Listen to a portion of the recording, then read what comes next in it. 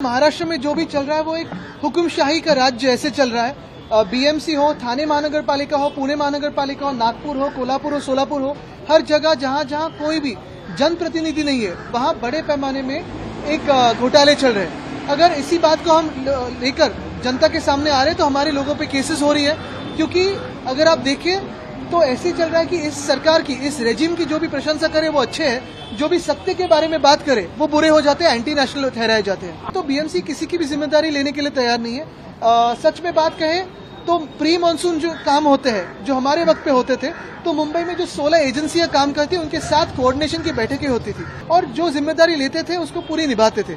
कल की अगर आप बात करें तो आप भी सवाल किससे करें, ये बड़ा सवाल होता ही। पिछले 25 सालों में मुंबई महानगर पालिका में सरकार हो, जनता के काम वहां होते थे, जनता की आवाज सुनी जाती थी।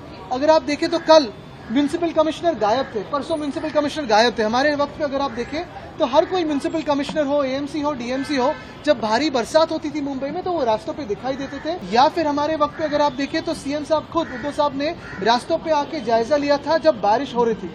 कल का जो चल रहा था वो एक टूरिज्म जैसे चल रहा था कि कहाँ बारिश हुई, कोस्टल रोड जाके देखते हैं, यहाँ जाके फोटो अप करते हैं। मुझे लगता है ये जनता के खिलाफ काम करने वाली जो खोखे सरकार है उसके खिलाफ ही हम ये मोर्चा निकाल रहे हैं। 30 साल जब वो हमारे पार्टी में थे, हमारे कंट्रोल में थे, अब जो छूट गए हैं तो पैसे कमाने में लग गए, खोखे के पीछे भाग रहे हैं, तो कहीं ना कहीं जवाब तो आएगा।